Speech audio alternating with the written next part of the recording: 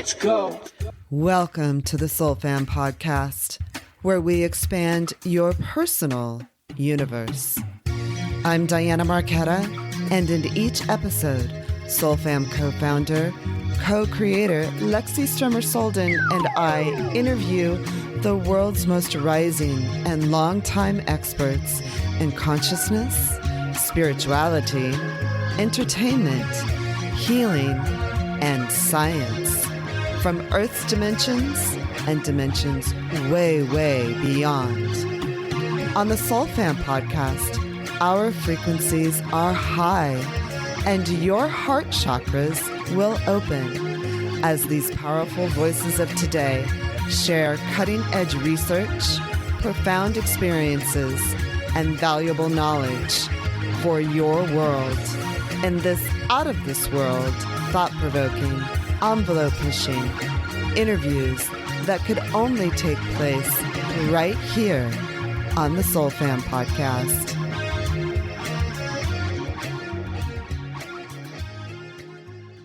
Welcome to the Soul Fam podcast. On today's fabulous episode, we welcome Jensen Smith. You can find her on Instagram at Readings with Jensen. Readings with Jensen, yeah, with an O-N. Jensen is a psychic medium. She works with a lot of clients in a very beautiful and gorgeous way to call their relatives, their loved ones in to share messages. She also has the beautiful connection with animals and with nature in general, and we're going to get into that deeply in this interview. She is a creative. She is an actor, and she is a filmmaker. And we're going to talk about that also because her film, I'm going to mispronounce it, Hootafolk, which is about hidden people. And we're going to talk about that also. So I'm super excited to talk with Jensen. I felt like we really need some lifting and some joy and some fun right now. And I just have this feeling she's going to bring a little bit of that to us today. So thank you for joining us. Thank you for having me. And same for you. You also bring a lot of joy. Oh, thanks. That's kind of the point. We want this to be a community. We want people to feel better and to enjoy their spiritual journey, which you seem to really be committed to with your clients. Yeah. And I feel like I'm finally starting to enjoy my own spiritual journey, which is a relief. It was kind of a hot mess there for a while. And now I feel like, okay, I know who I am-ish, and I have a practice, and I do what I do. Yeah, again, I love to share that with my clients because, I don't know, when you can wipe off the windshield for someone psychically and say, look, you're seeing this little piece of the windshield, but there are a gazillion other options for you on either side. It's incredibly freeing. And then especially so if I happen to bring up something that they've been secretly thinking about but never told anyone about, and then something about that dynamic can rush in a bunch of confidence and how people take steps towards where they're meant to go. So that's what I try to do. It's fascinating. So tell me, you've always felt this way as a child, correct? Yeah. And then it really started going full force for you after a near-death experience. Is that correct? Yeah. Yeah. Can you share that? Absolutely. Which piece do you want first? Kid, near death? The kid. I think that's interesting because I feel a lot of people in the spiritual community really have these sort of instincts when we're kids. I certainly did as a little kid, would see feelings from relatives and ask questions of my mom, like, why is Aunt Sally sad? Yeah. And then because I could feel the feelings, I'm curious if that was your experience as a child. Yeah. Yeah, I always just felt, so I grew up in a very Midwestern town. So I grew up in Racine, Wisconsin, which I always think is kind of funny because Racine in French means root. My roots are literally a root, you know? I actually one time had a really funny dream where I was in my friend's old house and there was a table, there was some sort of event going on. And on the table were a bunch of tarot cards. In my dream, I had the ability to sort of direct it a little bit, you know? And so I said, can you show me what I'm supposed to be working on? And a card flipped over and it said roots on it. And I was like, huh? And I went across the room and I asked another woman if she could explain it to me. And she said, honey, you're from the roots, which feels like my hometown, but also like there's something about me that is interconnected with nature and that I can't ignore that. Right. But Anyway, as you can see already, I have ADHD. But This is another thing. You don't have ADHD. I think people who are highly spiritual and have a high frequency, it's like we get a lot of information very quickly and it all sort of interweaves with other things where it's yeah. all sort of connected. Yes. But yeah, so basically, so I grew up in this factory town, and when I was in elementary school, they all went overseas, like so many places across the country. But I had the good luck of being able to play outside all the time. Our front yard was a ravine. Across the street was a ravine that I could cross through to get to other neighborhoods. I decorated trees because I was obsessed with Pier 1. Played the cello. I did plays. So a lot of chances to have freedom, I would say. And then the first spirit encounter I can remember was probably around age 3.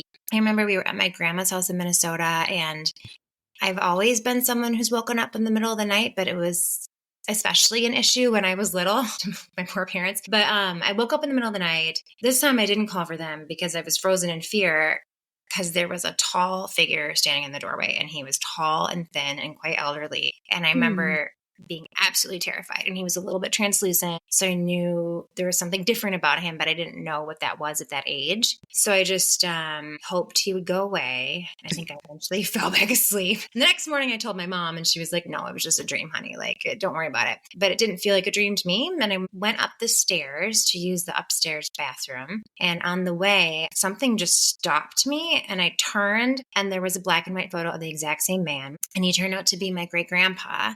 And he just happened to have kind of a spooky appearance. He was really, right.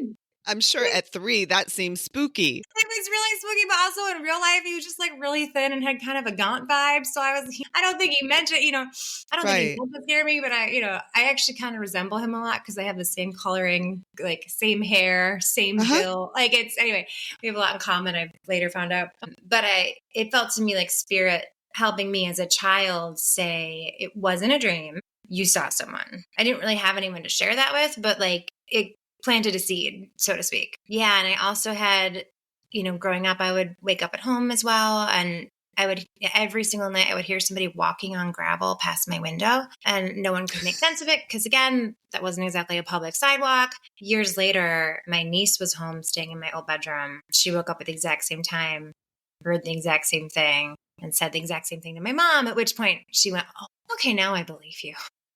Oh my gosh. How many years later? How many years later?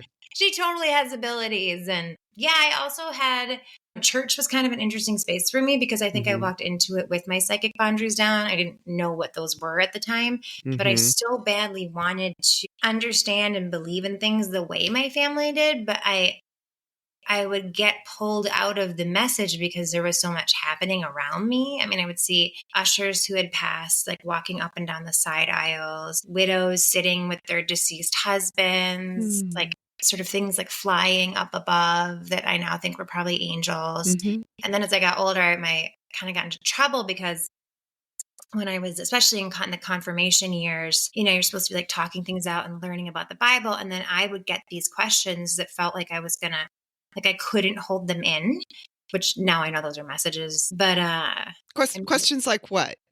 About, well, like sexuality. Like I would ask, interesting. Like one time I asked somebody, I was at their house, we were supposed to do like a private hang with a church mentor or something. So I was having lunch over there.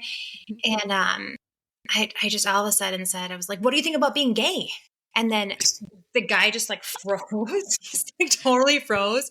And he got really angry. And he was like, men and women go together for a reason.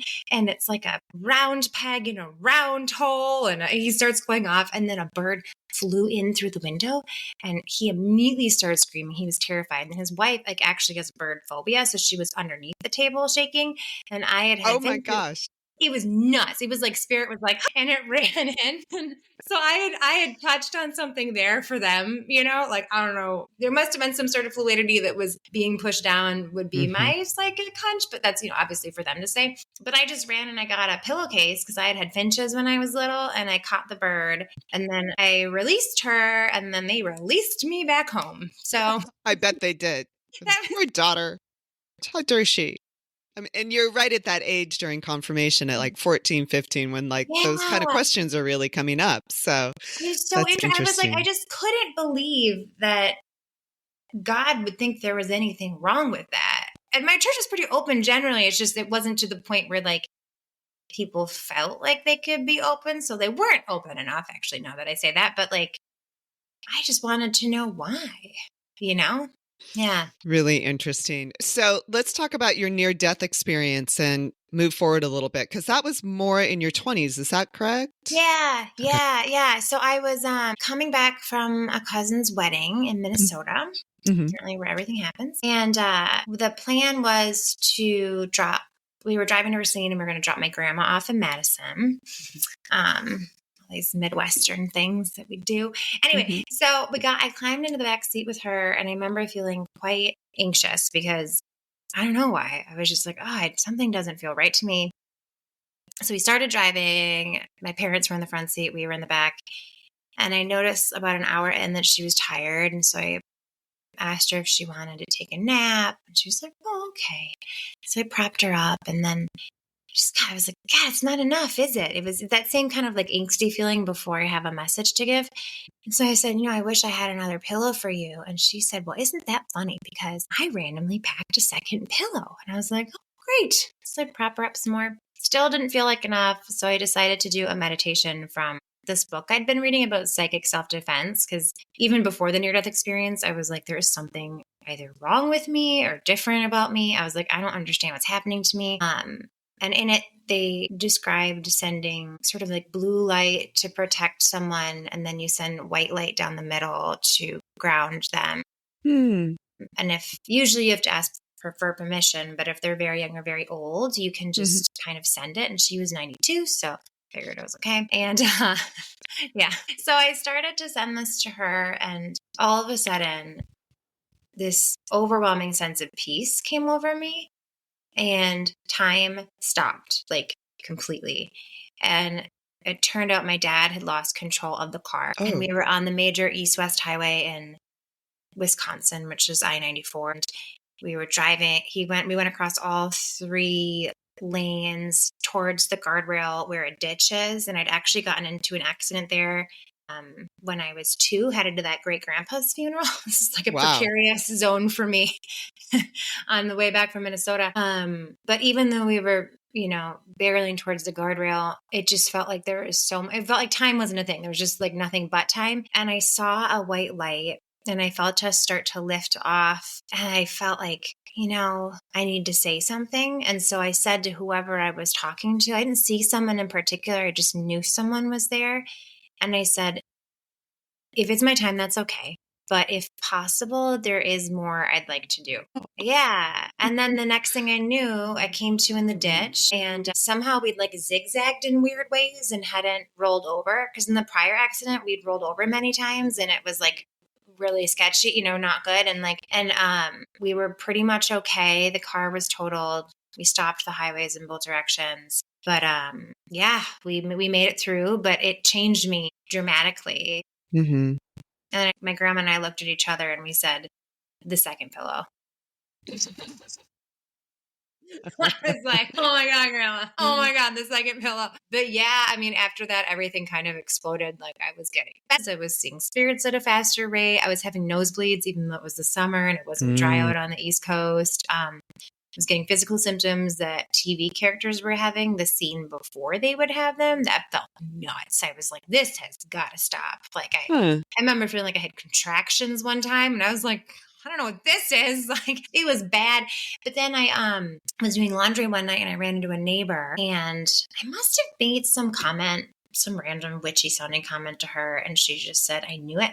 I knew you were psychic. I'm psychic, and my special skill is spotting other psychics. So she gave me big pushes to start developing this, which gave me more peace than any therapy ever has. Wow. I was like, these are my people. Right.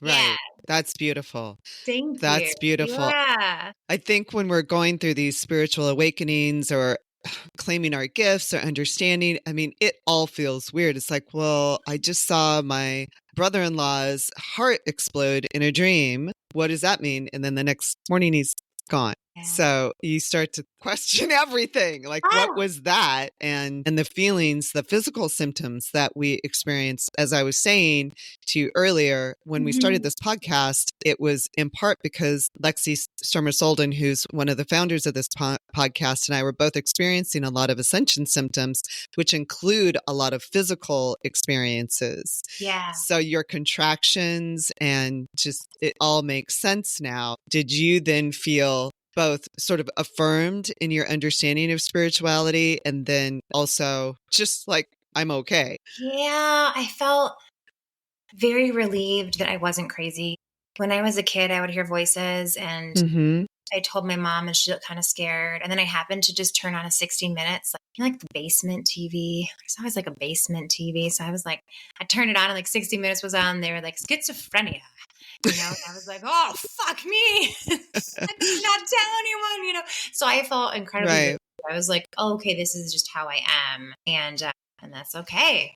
This is Right. like, and then it was like, okay, now how can I use this to help other people? Because Right. I'd always felt so alone in my sensitivity and I felt kind of different from others. And I was like, why is it overwhelming for me to go to a sleepover, but it's not overwhelming for other people? It's like, well, I can't sleep in a room with 10 other people feeling things at the same time. I'm going to feel it all, especially when you don't have boundaries built up yet. Like, yeah. Did you also feel relief? Yes and no. I think I'm still working through that. Yeah. I find you have to be careful who you talk to or share with, because I think most people actually feel these kinds of things in some way, sense, or form, but they doubt their intuition or they doubt their physical feelings even. So I'm just still at this point cautious of who I share with, even though lots of people know I have a podcast about spirituality and consciousness. Yet I think that it's still like we're all awakening. We're all sort of like admitting it or gravitating to it or finding that we're affirmed in these dimensions and in this reality. But there's still a tendency to want to sort of believe in the matrix or believe in the 3D, which it's obviously we live on Earth. That is a third dimension. It's still like coming into play. And as you know, in your spiritual consciousness, as you awaken, you just keep awakening. So it keeps there's growing. like, you get comfortable with one layer and then another one starts to come off and it's a whole 100%. experience. So let's talk about how you share with your clients and how you kind of came to have clients, get to know them. And did the mediumship work come first or was that just in doing some psychic readings that kind of came up? They both kind of have always come for me at the same time. Like there's an aspect of both usually. I mean, I always ask people if they're comfortable with getting messages from the other side, and some people aren't, but they start chiming in at some point. Like all aunts and uncles and especially grandmas usually have an opinion on stuff. So, but yeah, I kind of just like made a Yelp page back in the day, back when we were still using Yelp more than Google. And I made some business cards and kind of spread the word. And my husband, who was just my boyfriend at the time, was really supportive of it. Oh, good. And so he was like, you should go see Jensen. And then he was working at this Irish bar. And so all these like Irish people living in New York were like, I don't know, but whatever. And then they'd sit down and we'd do a reading. It was so fun. And then word just kind of spread, to be honest. Like, eventually made an Instagram and yeah. That's super cool. So when they come to you, do you do a lot of clairvoyant work? Do you work with tarot? How do you sort of connect? I see what you're saying. So I don't use cards. I just tune into their aura. And then that sort of is my gateway in. So I just take a second and I just sort of like ask for permission to see. And then I ask their guides to show me what is for their highest good. And I also ask them to think of some questions ahead of time, because that helps sort of wake them up to bring in different things, And also sometimes just as I'm writing down questions, it'll just start. Like it'll just in the middle, I'll be like, oh, Chicago, and I'll write it down, or like Montana, do the trip. Like it'll just kind of come out as I'm jotting down. And, usually I'm getting questions about like, should I stay at my job or should I not? Or how can I push so-and-so to move it to the next level romantically, blah, blah, blah, blah, And then the reason I jot them all down on purpose is at once is because they don't come in chronological order. And so as I'm channeling, they'll kind of go around, and I often say it's like putting a puzzle piece together on a table and we like interpret the messages together. Cause sometimes things will be really specific, like Mhm. don't change your contacts brand. And they're like, got it, good. And then other times it'll be like, man, why do I feel like I have this like musty smelling coat from the basement and I feel guilty about throwing it away? And they're like, oh, because I got my cousin's coat and it was in my grandma's basement. It smelled musty. And then I didn't want to throw it away. And actually, that's exactly how I'm feeling right now at work. I need to just say what I need to do and throw the shit away. So it'll like Huh. sometimes it'll use the past to answer a question. Interesting. Mhm. It's And then interesting. during all of that, people tend to come through. I Yeah. see. I And see. sometimes they'll want to focus more on that, which is totally fine. So when they ask you a question, it's about my love life, or it's about my destiny, or it's about a project, or that sort of thing. How do you tune in? And because I feel like this is something people want to do more, but it's still a challenge. It's still a challenge to find that quiet space within yourself. Yeah. Yeah. So I just sort of like close my eyes for a second and I wait I wait and then something will pop up and it's a lot lighter than how my thoughts feel. Oh. So like if I'm thinking like, God, I got to go to Rite Aid later.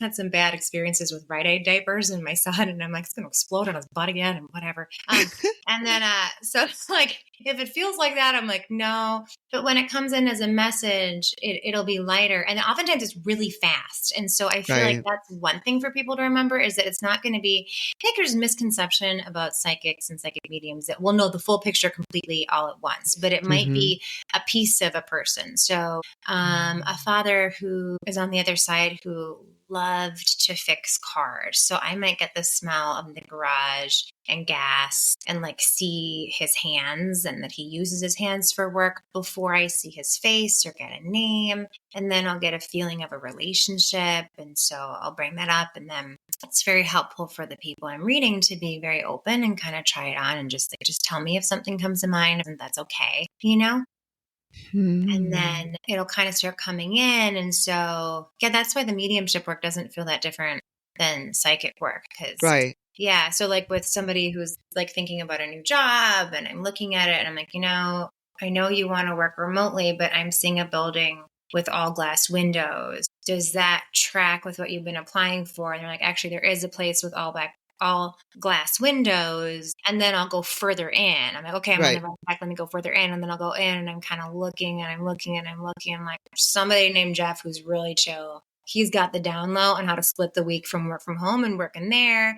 And then that can put them at ease. So it's really like Spirit is really trying to help people find the right fit for themselves. That's really interesting. Does that make sense? Yeah, that makes complete sense. And you sort of enter that dimension with them. Yeah. So it's as though you're walking through it with them. Yeah. Yeah. Because I feel like I'm inside their bodies. That's fascinating. That's fascinating. Yeah. Do you ever feel like you have to shake that off afterwards? Yeah. Sometimes I'll feel like them after oh, this was so weird. One time I was giving a reading for this woman and was it a woman? No, it was a man. It doesn't matter. Anyway, I was tuning into his friend who had crossed over and it can be helpful to see a photo where I can see their eyes because eyes like truly are the window to the soul. So anyway, sometimes they'll just come in naturally. But if you want to kind of kickstart it, that's a nice like roundabout or workaround, which other people can do too, if you want to try that. But yeah, so I was looking at her and then all of a sudden a bunch started coming through. I don't remember what it was. And I was on camera because a friend of mine was working on a documentary. And so they like filmed the picture of the woman and then they filmed me and my face looked different for a little while. For like 20 seconds. Wow. I had a different face. So that was really crazy. So did you take on her face then? I took on her face for a second. It was so weird. I didn't know that happened before. I'd only seen it one time. I saw it with my aunt. We were burying my great aunt in Texas. We like took a trip down there and she was standing at a grave and I was looking at her with another aunt. So many aunts. And anyway, and we were looking at her and she was reading the grave and her face changed for like a whole minute. And we just kind of froze. I was like, did you see that? Yeah. Did you see that? Yeah. And we were like, what? So she took on the deceased aunt's face. I don't know whose face it was, but it wasn't her face because it didn't look like Aunt Loie. It looked like somebody else, but her face completely changed. That that little town of Texas was also a very awakening experience for me Oh, with my cool. mediumship, because I just got flooded with relatives telling me stuff, and people that I'd Oh, never how met who were interesting. like 2 to 3 generations before me. Wow. I got a lot of information. There was this They're one like, Jensen's here. We're showing up. It's a party. Yeah. Yeah. It was really beautiful. I was like, oh, this is so cool. Yeah. And I'm just curious, what little town was it? It's called Cranfills Gap, Texas. I actually have a series that I wrote about it because I just think it's such a cute little town. It's this like little Norwegian American town, and I'm still related to almost everybody who lives there. No way. Yeah, it's on my mom's dad's side of the family, and it's just Like I walked in, so there's this church that they call the Rock Church, and they built it because it's so dry there, and so they kind of built it with like rocks nearby. Mhm. And I just walked in, and all of a sudden I felt like I was getting married, but I was a lot shorter than I am, and I had much bigger boobs than I do. And I was like, that's interesting. Somebody's coming through. And then I looked up, and I could tell that the man at the end of the aisle was quite a bit older than I was, but it was the match everyone had agreed on. And he seemed nice, but I didn't really know him. And I just wanted to play the piano next to him. I just kept on thinking, I want to play the piano. I want to play the piano. I want to play the piano. So finally I was like, Mom. And she was like, what? I was like, did somebody get married here? She's like, of course. Her whole family lived here. I was like, no, I'm talking about like something really significant about a significant marriage. She's like, oh yeah, your great-great-grandma, great-grandpa were the first couple to get married here. I was like, okay, now we're talking. And then I found a photo of her with like when she'd had a bunch of kids. I think they were like 5 or 6, and they were all holding instruments, and she taught them how to play various instruments. Wow. I think I just got goosebumps. I think she came through to show me what that was. And then it was so weird because we stopped at a coffee shop. I don't know why. I mean, I guess coffee. And there was a woman there who turned out to be another distant second, a third, whatever cousin. And she was shorter than I am and had kind of bigger boobs. I don't know why I keep talking about boobs, but she gave me a hug, and it was like it felt like the lady that I felt like before. And I was like, that must be our shared great. Right. That's really interesting. And you play the cello.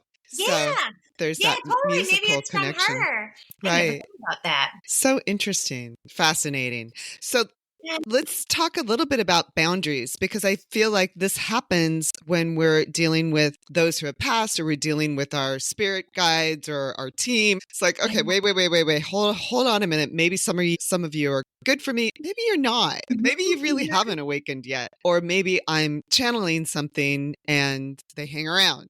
Do you have a little conversation about spiritual boundaries? When I'm done with the client, I say, I'm saying goodnight to everyone now. I'm saying goodbye to everyone. And sometimes I kind of like knock things. There's something about like, I don't know, sound and like hitting something like, okay, thank you so much. I'm sending it back. Like something about a clap feels good. I also find that helps with if I've been around someone and I've inadvertently soaked up what they're dealing with, I'll sort of like clap and say, I'm sending it back to you. And I do love to deal with this. I'm sending it back to you. That helps. But I have had some kind of tricky ones follow me around, and then you just do it again. Some tricky ones following your event. They didn't really listen. They weren't get the message. Or they were like, I've gotten hit on by people on the other side before, and I'm like, you're hitting on me and you're dead. Funny. Okay. So if anybody's listening, I understand that completely and affirm that myself. And I've had other people, it's happened to them as well when they're traveling. Yeah. They never give up. These old guys. Anyway, it was so funny. Guys. I was like, and we mean old. We mean like centuries. Hundreds of years old. They still think they have a chance. That's so funny. I definitely have to be careful with boundaries, but there was one that like really stands out to me, which was, so last summer I was running an errand. It was like a Sunday night, and I was like, oh, this is my only time to do it. And so I ran into the city, because I'm in Queens. I was going to Midtown West, and anyway, so just like coming home, none of the trains were running normally because it was a weekend. And so I finally found a train that was near-ish to my house, and I got lucky and I got a seat. And as I sat down, I felt someone like sit down into me, like in my body. And I was like, I was like, I wasn't thinking about it. I was tired, so my boundaries weren't as strong. I was like, how do I shake this off? But I was just like so determined to get home, get to bed. I went to bed, not thinking about it. And then I fell asleep and I felt myself getting pulled out of my dream, like an astral travel dream. And there was a woman taking me with her and she was scared. So she didn't feel scary. She just felt scared, but I was still uncomfortable, but I went with her and she took me right back to where I had been in the city, but it was 1980s New York. A lot of drugs, gangs, but also like this sort of like raw potential. And she pulled me down the street to an old car that looked like she was living in it. And we went inside of it and I sat on the I sat on the driver's side of the seat. She sat on the passenger side of the seat. And then a steering wheel appeared in front of her for a minute. And I remember thinking, okay, I wonder if you were British and moved here. And just as I was kind of like making that connection I was sort of like deciphering it as I would for a client, like while I was in the dream with her. And she like needed my help. And I was like, okay. And then as soon as the steering wheel disappeared, a truck started coming towards us at a really fast pace and it hit her head on and she just didn't move and it sliced it was horrible. And at that point, I managed to pull myself back out. But I knew I had a situation on my hands because she was still there. And so, the next day I was like, talk to me. But she was kind of quiet and nervous. And I was like, okay, you're only like 19. You're 19. You're a baby. And then I put my son to bed and I lit a candle and I asked my guides to open up an entrance to the other side. So I was like, it's time to cross. But she was still scared. And so she kind of showed me this boyfriend. And I think she was waiting for this boyfriend still. And I said, I'm really sorry, honey. He's not coming back, And then the weirdest thing happened. I felt a healthy version of her stand on my right. And she like kind of peeked out and looked and almost like remembered herself. And that kind of pulled her a little forwards. And then some momentum started happening or some bells must have been ringing on the other side. Cause then I started hearing like British accent saying like, come here. Like I could hear them like saying, come. And so she slowly started walking towards her healthy self and the candle. And then it was kind of intense because she got real close to me and then they merged and she went poof. And wow. That's intense. It was really intense. That's intense. But you helped her pass on because sometimes with a sudden death or even a suicide, they sort of get stuck. The soul sort of gets stuck. It doesn't want to move on to the next dimension, as you said, because there's fear of the next dimension. I mean, she's obviously gone through an enormous amount of trauma right there. Oh, heck, wasn't really planning on taking an exit at this point in my life. So she's waiting for the boyfriend to show up. I was like, fuck him. Go hang out with your mom or whoever's there. Like, right. It felt like her parents were still alive. It felt like there was like a grandma there.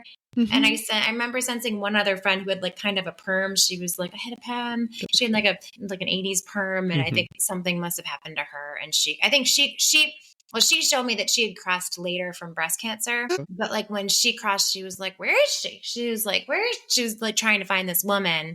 So funny. I just got Chrissy right now. I wonder if her name was Chrissy. Goosebumps. And so I think then they kind of came and they were like, somebody's got her. I think, all right. So however it works over there, they were like, everybody come. And welcome her.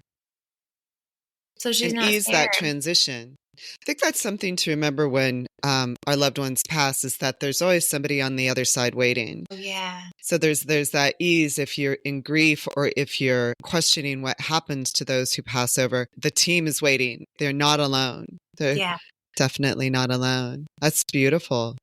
Yeah, she was really special. Oh, and then I forgot there was one other thing. So I have this friend that I trade voice memos with on WhatsApp. And she'd reminded me that about a month before this happened, I had a dream that was like an astral travel dream again. And I lifted off and I was told I was going to a conference. And I was like, okay. And I wound up in this floor between two floors. So it was sort of like a hidden room in this space and everything was wooden and looked really natural. And we were all sitting in seats kind of independently. It almost looked like the 6 feet apart COVID seating, but I don't know, a little different. No one was speaking, but you would periodically get messages. So it was all telepathic. And then I was waiting for my message. And then finally someone said, we're going to send you one at a time so you don't get overwhelmed. And I think that what they meant was, we're going to send you one soul at a time that needs help. Like that's their plan?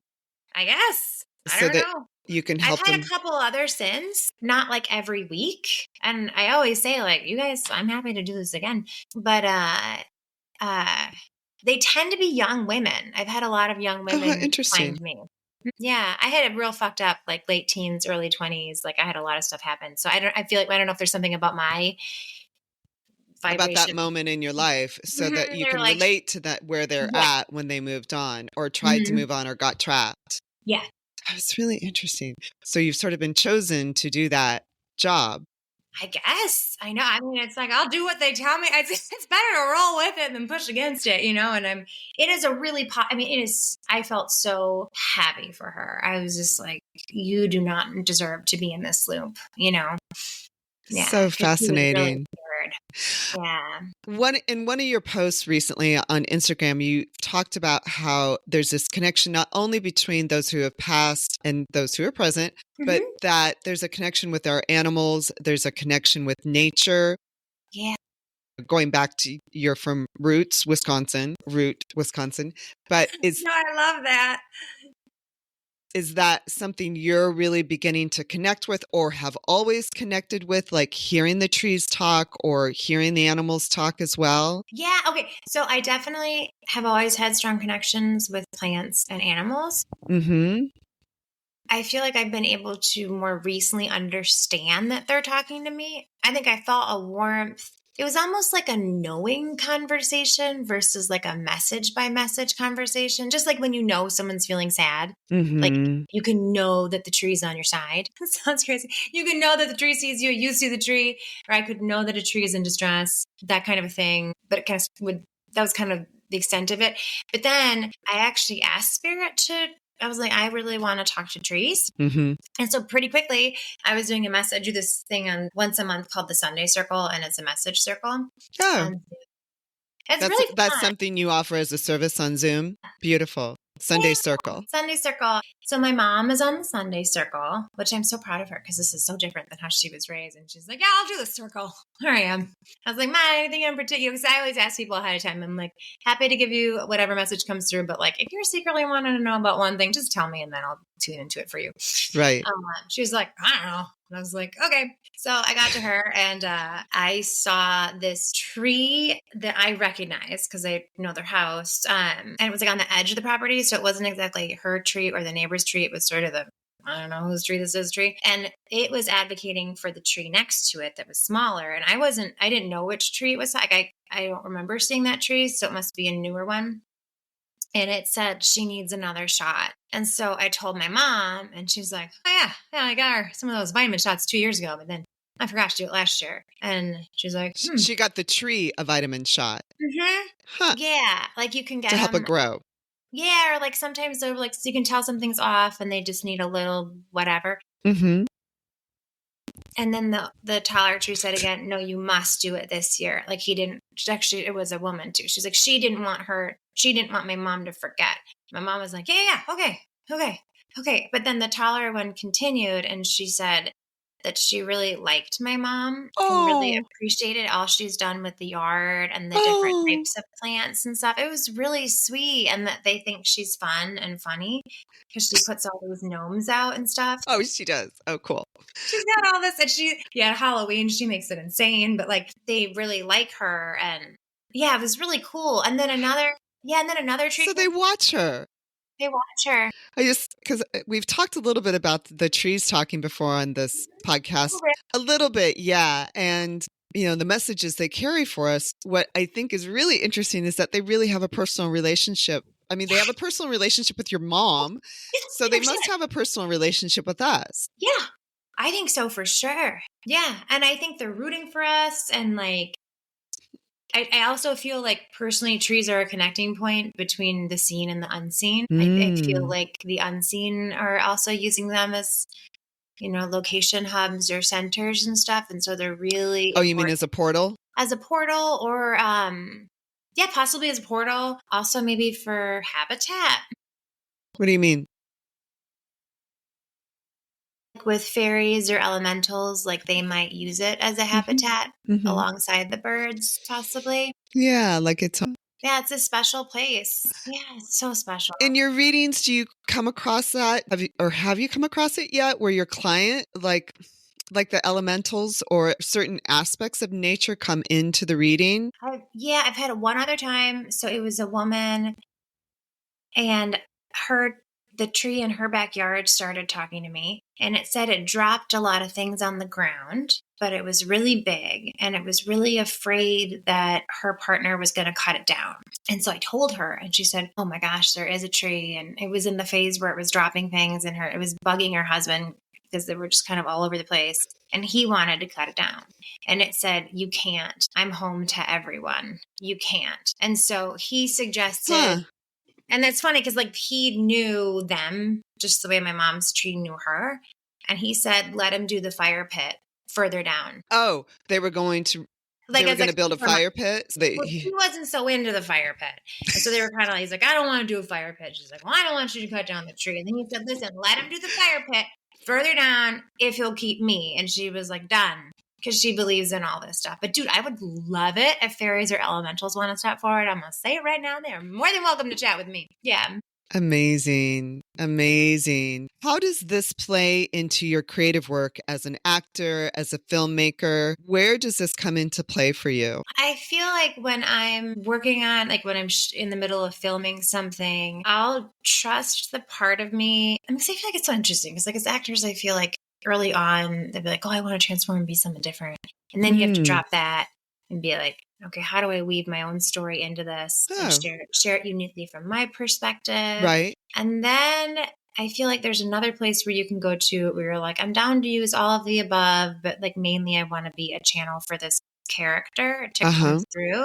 And then I wonder if, then it kind of makes me think about the writer and all the different characters in the writer's lives.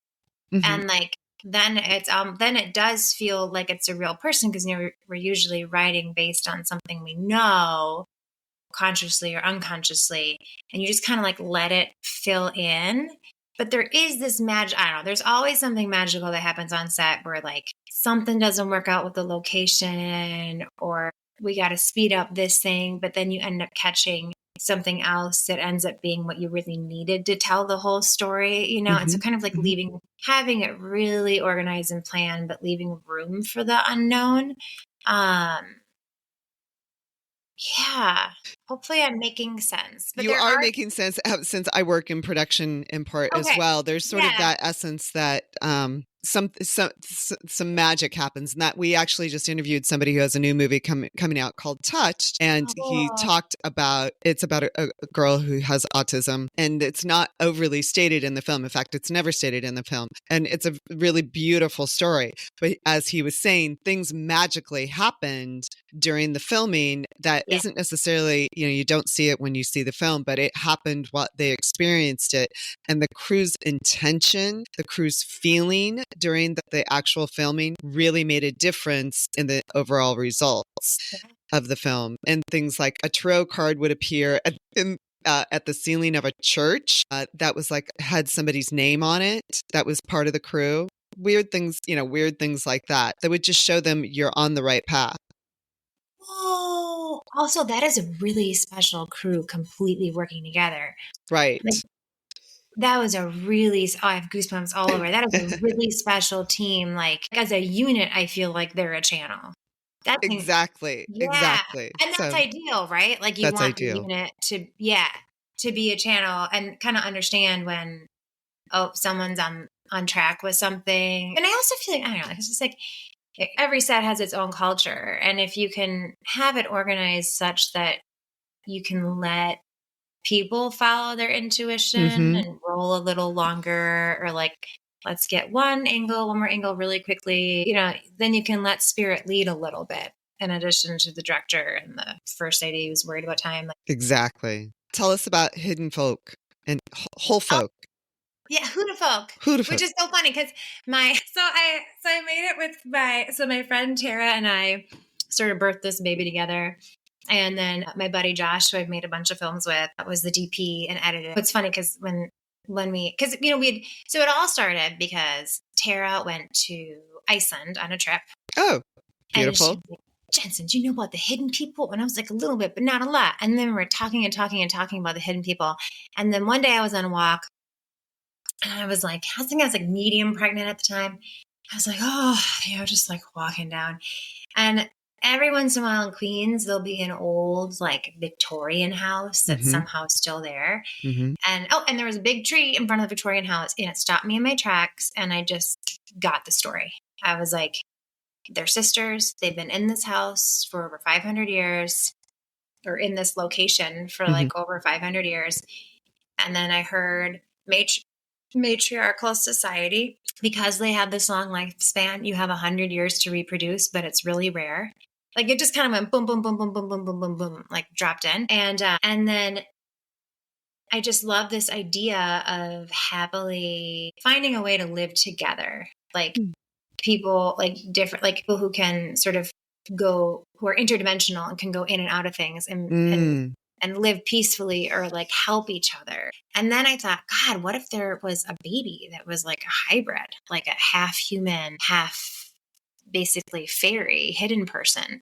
And I was like, well, let's use my belly because that would be amazing. And so the premise of it is that, they're off like helping, and because it's sort of said that like hidden people watch us silently and we don't know that they're watching us. Like we can't see them, but they'll sometimes silently swoop in and help. And so this woman is up in a tree, the pregnant one, and she's watching this man, and he's really, really upset because their adoption has fallen through. And then his husband walks up and she's kind of comforting them. And she's just, as an almost parent, feeling their grief. And as they walk away, because they were sort of like based in Queens, I was like, fuck it, just whatever free location we can use, we're using. That's another part of like how I write is like, where can we see Independent production? Yeah. I'm like, this will be easy. We can go 2 blocks away from me on the Pre Street. Blah, blah, blah. I'm also not afraid to knock on doors and be like, might it be use your kitchen for 35 minutes or probably an hour and a half, but let's say 35 minutes to 50 minutes. And so,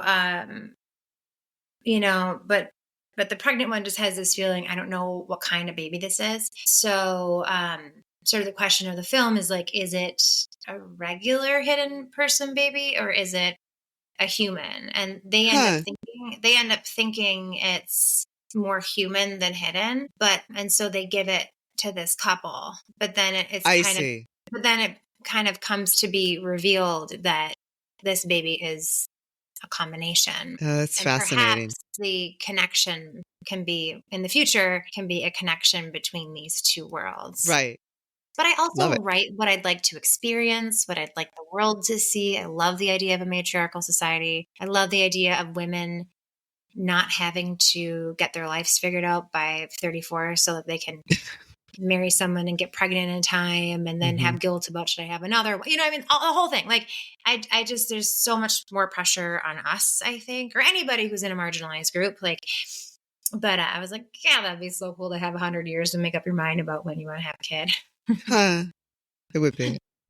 Yeah. It's a whole other discussion. That's fascinating.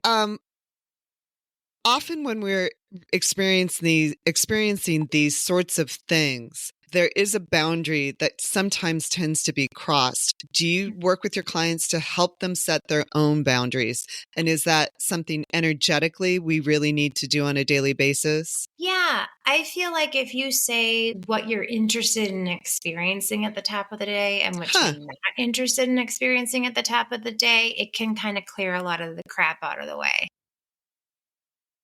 So like what?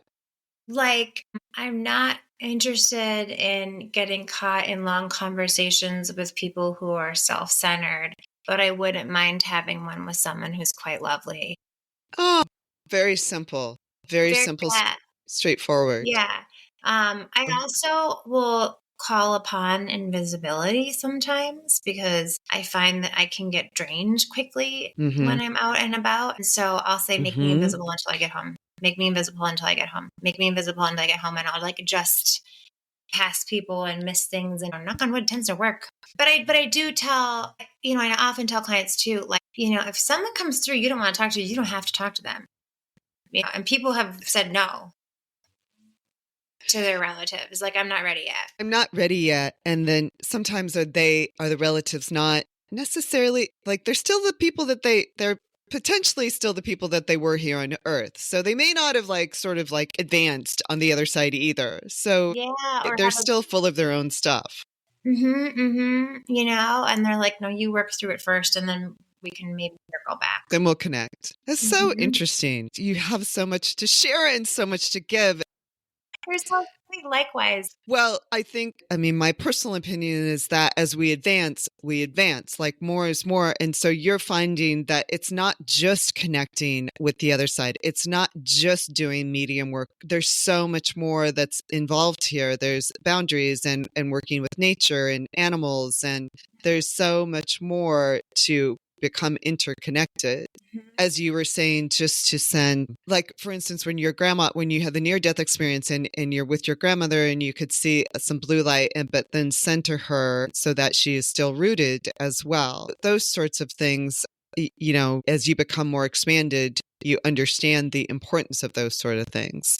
Yeah. It's not so simple. I mean, it is simple, but it's not so simple. Yeah. Oh, you put that so well. You said that way better than I could. Because it made me think about, like, I don't know, like, you know, you're leaving for somewhere and you're like, okay, do I have some chapstick? Yeah. Like, did I remember to pack eye drops? Like, oh, fuck, I didn't buy eye drops. Like, whatever the thing is that you're packing. And then I feel like just like those thoughts will come up. Sometimes feelings will come up, and you really can work with that energy in the moment, and it'll listen to you. That's Or somebody beautiful. will help you with it. Right, exactly. And there's more assistance there than you actually know. Yeah, and they want to help so badly. Let's talk about that. They want to help so badly. I don't know. So it's so funny. Sometimes I'll attract like waves of people going through similar things, and then I'll get a new wave, you know. But I mean, but love is a really common topic for readings. And you know, I've had clients come to me who feel like their grandparents on the other side might not approve of who they're with now. And they could care less, like, if they're a different religion or different than they thought they would be, or blah, blah, blah, blah, blah, blah. Like, they just want them to be happy. That's something that comes through. Sometimes it'll be like an energetic loop that keeps happening that can kind of remind me of, like somebody who's always really hard on themselves, and they're hard on themselves because that was their internalized message as a kid. And then they'll leave a job to be less hard on themselves. And then they start a new job and they go right back into that pattern. And then like it'll sometimes show up as like pushing too hard to get the Tupperware top on, or like tightening, like all these sort of like side effect things that we do when we're upset. Like if you're, for some reason I'm obsessed with Orange Crush Zero right now. So I'll be like, oh, I don't want the fizz to leave. So I'm like, and then I go back and I'm like, oh, I can't open it. I fucked myself, you know? Anyway. And they're like, just please cool it. There is no rush. I get that a lot for people. Like, you do not need to figure this all out today. We are trying to help you do this. And the more you try to squeeze it into compliance, the harder you're making it for us to like help lay the groundwork with you. Wow. That's beautiful. Like, it's really good to not have all the answers, even though it can feel really naked. Yeah, I want all the answers right now. I know, me too. That's the annoying thing about, like, I feel like I can see things for other people. It's way harder to see it for myself. So I'm like, I'm very grateful for dreams. Yeah, and other practitioners. You have such a beautiful spirit, and the messages you share, the readings, I can just tell are just really gorgeous and lovely sort of experiences for your clients. I'm sure they must walk away astounded. Thanks. And enlivened as well. It's good to know that we're all part of something kind of amazing. For sure. Is there anything you want to impart to your clients, or anything you'd love for the audience to hear? Do you get the downloads for the collective at all? Sometimes I will. That's kind of a newer thing too, I'd say. I haven't really dived into that as much, but sometimes I will. Okay, so like right now, the feeling I'm getting is that there are historical figures on the other side who would like to help. And so I don't know if that, you know, for some people that could come into, you know, sort of a telepathic direct communication thing. For others, it could be randomly watching the History Channel and Hmm. Not Franklin, Eleanor Eleanor. Uh-huh. Roosevelt, like things that I don't know. For some reason, I'm getting her right now as far as like how to navigate where we are. They're also pointing to Eastern Europe that there might be some historical figures there that could be helpful. And then as I talk about that, I almost feel like a burning down the middle of my chest. So I don't know if there was something with like famine involved in it. I wish I knew more history. I don't know. I didn't really go to the best schools. No offense, Racine. We didn't really learn very much, but sometimes I have to do a bit of Googling to figure out what the fuck is going on. But Right. sometimes you can get a download and you can verify it quickly. Anyway, I don't know if I answered your question, You but totally answered the question. It Okay, totally answered the question. I think that's really important because you get these things that don't make sense to you. So you have to sort of allow it some space and time. And a Yes. lot can be verified. So allow that to happen as well. And we've had that previously also with a medium who actually passed. She was a home clearer and she came across James Dean's girlfriend who everybody said committed suicide, but she did not commit suicide. They've figured out that she was pregnant and she was sort of allowed to die. So I'm just going to say that because weird things happen in Hollywood. So she was sort of allowed to die so that she would not interfere with his career. Oh, okay, I got you. I got Yes. what you're saying. I got you. Well, that's fucked up. And so Oh, she I have was stuck in goosebumps that all over. space until the medium house clearer happened to come across during a home clearing for a new owner. And she was still stuck in this space and could not pass. And she was so upset because her reputation as an actor, she was an actor from France, had been ruined. And everyone thought she committed suicide. And she's like, I didn't commit suicide. That's not what happened, Yes. but that she was helped along the way.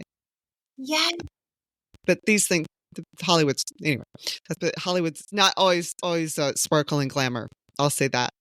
Mhm. You've shared so much of yourself. I wanted just one more thing, which is how can we work with our telepathy to really connect? That's a great question. Okay, yeah. So I think telepathy doesn't always have to be like direct words. Like if you think about, I don't know, if you're, I just got the image of like opening your locker and there's a lock combination and you're like, yes, you remember the code? Cousin on the other side, like it might not be that, but then the cousin on the other side might like show you an address or something, and then within the address are the numbers, you know what I Right. mean? So it can be kind of a feeling. Or I had a moment of this the other day.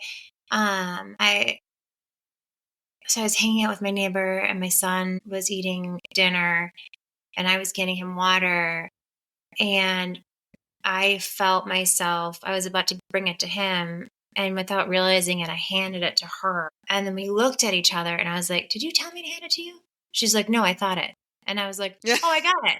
And then we did it. So it can kind of be like that. But then I feel like this is the future personally. Like, I mean, I'm sure we'll still use words, but I think words are so limiting. They don't, like, even when I'm giving a reading, I'm like, there's not even enough word. There's not even a word that encompasses this, And so I think it's really, really trusting that you are getting downloads, you are getting messages. And I think it'll get more nuanced as it goes, because I don't know, like just now I got the image of like a rocket taking off. And like, I don't think we're doing that correctly. Like, I don't think we're going to like blast off really far into space. Like, I just like, no, that feels real masculine and outdated. Like, I think we could perhaps astrally travel or bilocate. Like, I just, it's probably some crazy higher level of consciousness that we can't even conceive of right now. And I feel like that this is the beginning part of it is trusting it. Right.